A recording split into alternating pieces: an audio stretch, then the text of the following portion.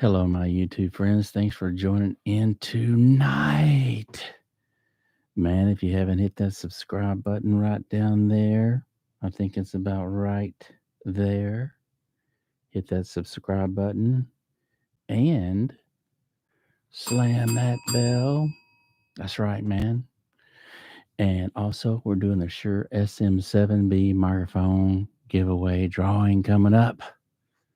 So, to enter the contest, man, you have to type down there as to why you like Shure microphones, and that'll get you in the drawing.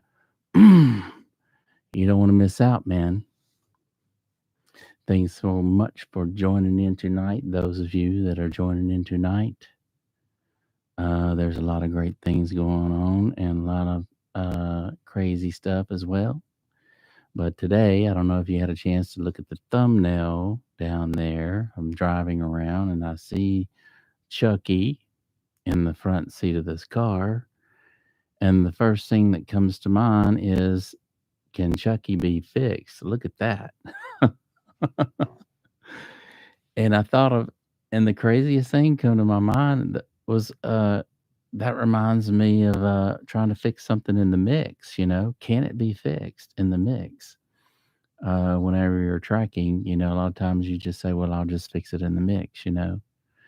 And the different things that you have to go through to fix in the mix is a lot longer than you might think the process is, especially when you have to go in there and do these surgical little small precision things in the mix just to clean the mix up to where it's presentable. Whenever you're listening to things at such a high sample rate, it reveals everything. So the engineer has to actually go in there and surgically take out all the other parts that isn't wanted in the mix. So the other night I was experiencing this in my own mix and thinking, wow, I really enjoy printing what I like to hear. And that way there's one less thing that I have to do doing the mix. And some things can be fixed in the mix. And there's other things, man, you just take it out and you either try to do a better performance or lay down another take of something different. Because a lot of times you'll spend more time trying to fix something in the mix rather than just go ahead and getting the take just the way you want it, just the way you want it to sound, just the way you want it to convey to the listener. And so sometimes it's just easier to, if you have the access to, just to go ahead and do a different take rather than to try to fix something in the mix. A lot of people, a lot of engineers out there can do so, and it can be done. However, it just takes more time to go through the process, and the less you have to do when it comes to polishing that fine crafted song that you've wrote, came up with, and tracked, is doing the mixing and all the editing that goes in after the tracking. So there's a lot of detail um, that goes on in mixing and mastering. And so if you have the option and you're doing all the tracking, it just makes sense that I'm sorry guys, I'm trying to get this into focus in here. But it just makes sense that if you can visualize the song and print the song as you, the instruments that are going to be entailed in the song, for one, have an idea as to the type of genre and the instruments that's going to be tracked in the song, and what are going to be the instruments to propel the song. And once you get these kind of different ideas in mind, then you have a better picture as to how you want the song to kind of turn out to be in that genre or whatever. And so I was getting down to some tracks the other night and trying to fix some things to actually have them hit harder. And it was just as easy for me to find a different sample or whatnot, and to use that sample and not kill myself for hours trying to fix it in the mix. So you hear that more than often. You'll hear an engineer say, "Oh, I'll just fix it in the mix." Well, 9 times out of 10, stuff gets canned and deleted and whatever. And so just be careful there. And so if you're the artist and you're doing the tracks, just be careful as to, how much energy you put into something that isn't going anywhere. So it's got to sound great going in so that you have something to work with coming out. So that's something I mainly wanted to hit on tonight, and only because I'll tell you it's really really funny. And like I say, take a look at that thumbnail. That's actually today I seen that in someone's car driving by, and had to get a picture of that. And the first thing I thought of was trying to fix something in the mix and how frustrated it can be. So anyway, I got a kick out of that and got a good laugh. Thought maybe you guys might get a laugh out of that too. But yeah, the less you have to do in the mix, the better, because there is all this other little detail stuff that you have to do. Everything from fixing S's and in the vocals, and then vocal tuning if there's any vocal tuning or things that need to be pitched, layering, delays, all this stuff into building a mix and making it sound like a masterpiece. There's a lot of work that goes into that part in itself. In fact, that's why a lot of these great engineers out there that have their names on big albums always have an assistant that actually does all the I don't know if you want to call it intermediate work or just the detail work to kind of get that out of the way, so that the mastermind that comes in and actually puts his fingers on the faders, all he pretty much has to do is mix the song at that point. So having those assistants and having those guys that actually do all that pre-editing and stuff, cutting out all the silence and the things and the editing part that doesn't need to be there, makes it a lot easier for the mastermind to come in and do his work his magic on the faders and delays and all that other good stuff. His tools that he prefers to use, and pretty much has them at his access and fingertips at all time. And so, having assistant, that's what they do, is go through and do all the editing and pre-editing and stuff like that to save the guy, the head honcho, a lot of time. And all he has to do is do his job, man. So anyway, the less you have to fix in the mix, if you're doing it all on your own, like myself, is it just makes more sense to have a vision and have a plan sought out in front of you and try to hit the target as close as you can, because there is so much editing involved that you just kind of want to just hit the ball out of the park right away. So thank you guys for joining in tonight, man. I'm trying to work with my camera a little bit here, y'all, just simply because it's been a few days since I've been in here and done some videos, and I appreciate each of you hanging out with me tonight.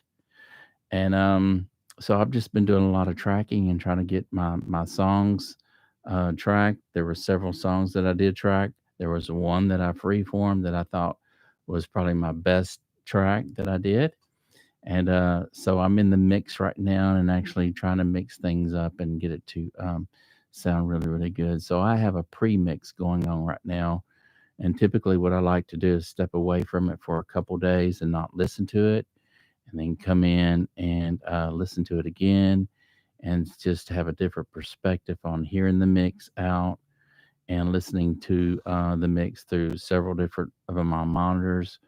One, my headphones. I love mixing on these headphones right here.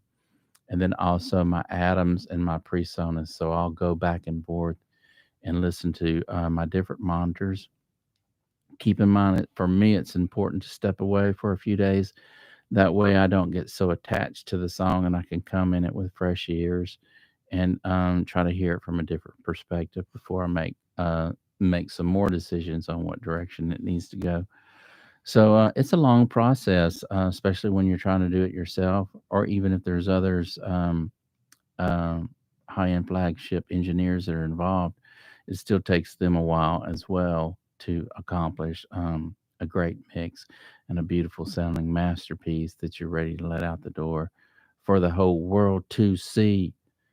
So a lot of times, with all that expertise and all that time and patience and hard work that goes into those songs, typically that's what you'll get a masterpiece that sounds really, really beautiful and straight across the board.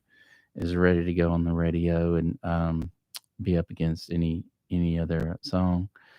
So it's kind of been interesting for me to actually get in here and start recording again, just simply because I've been, hey, Bull Tide, what's going on with you, man? I'm sorry I had something blocking my view there and I wasn't able to see where you had typed in. I appreciate you joining in tonight, man. I do, I do, I do, I do. Um, yeah, man. So I've been doing the tracking, and so a lot of my focus has been on that, and actually, mixing and everything, and finding all my tools that I haven't used in a while. It's kind of like, I guess, if you go out to the garage and you forget you had a tool, and you go, "Oh, I forgot I had this."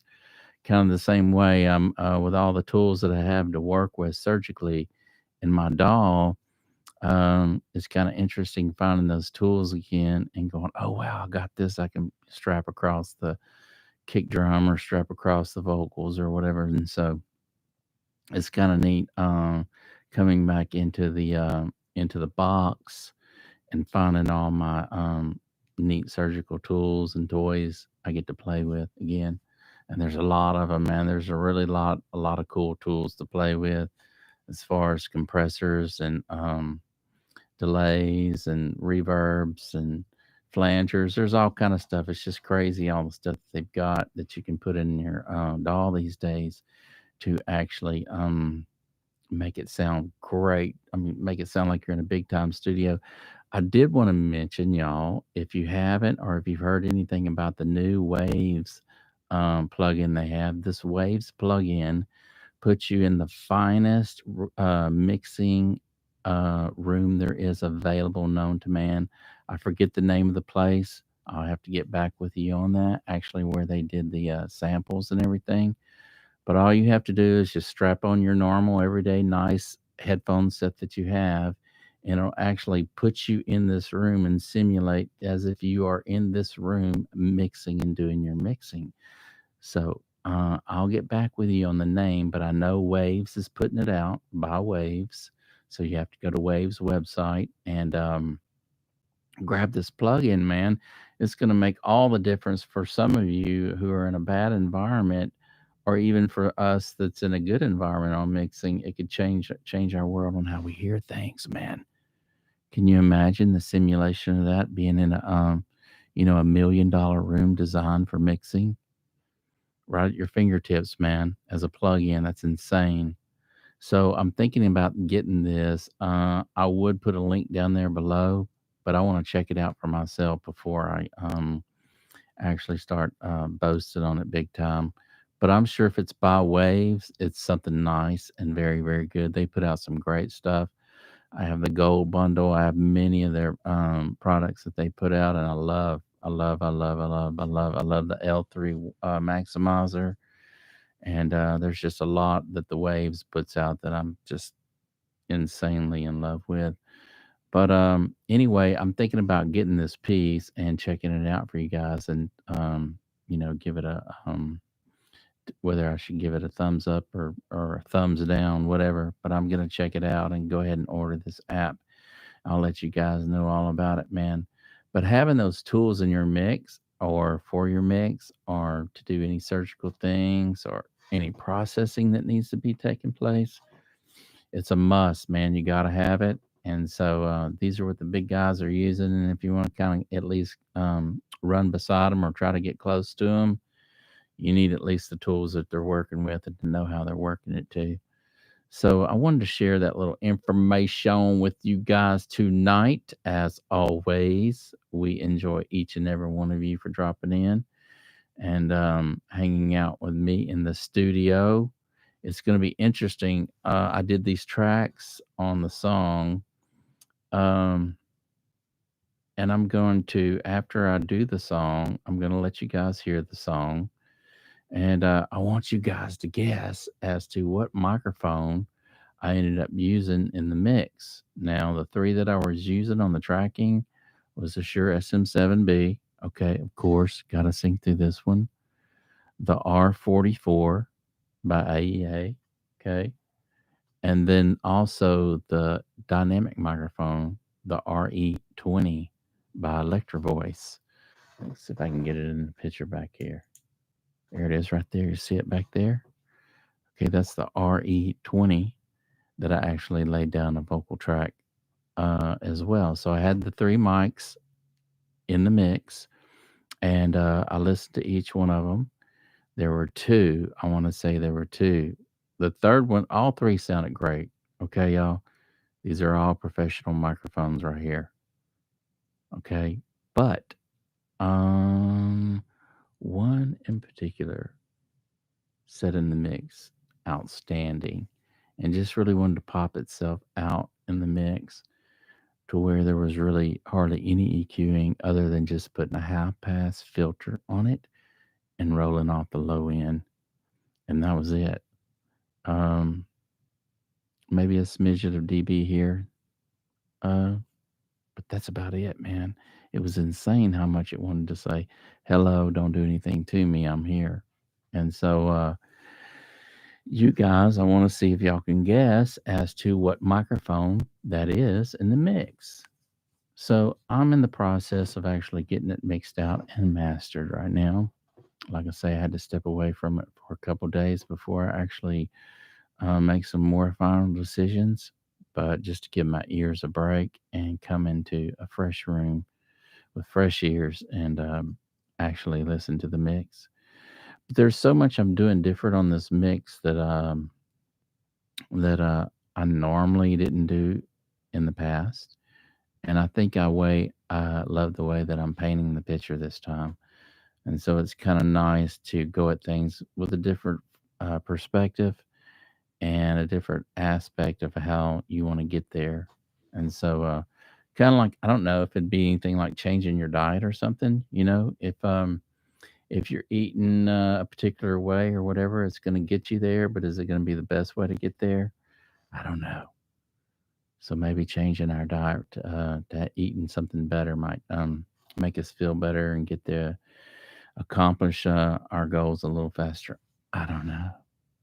But I do know that fixing things in the mix down the road, a lot of times either A, it doesn't get fixed, or B, you just cut it out completely. So, and you don't even use it. So that's something to keep in mind.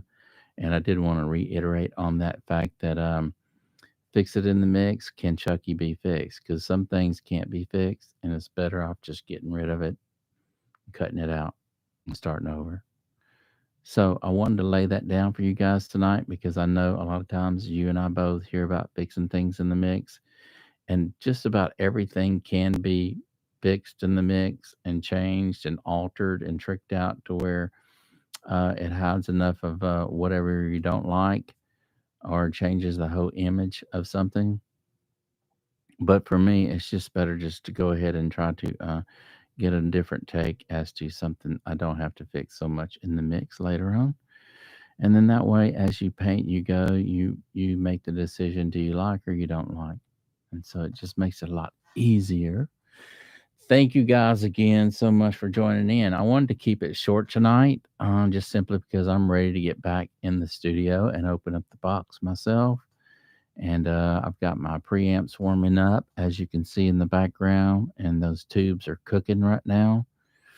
And so it's going to be nice to plug those microphones in and get some good vocal takes tonight.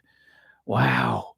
So if you don't know, I know you know. Hey, Bull Tide, are you still there? If you're still there, give me a thumbs up, man.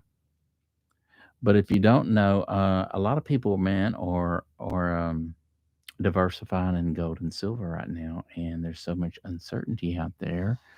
Um, and I love gold and silver too. This is like something I do on the side.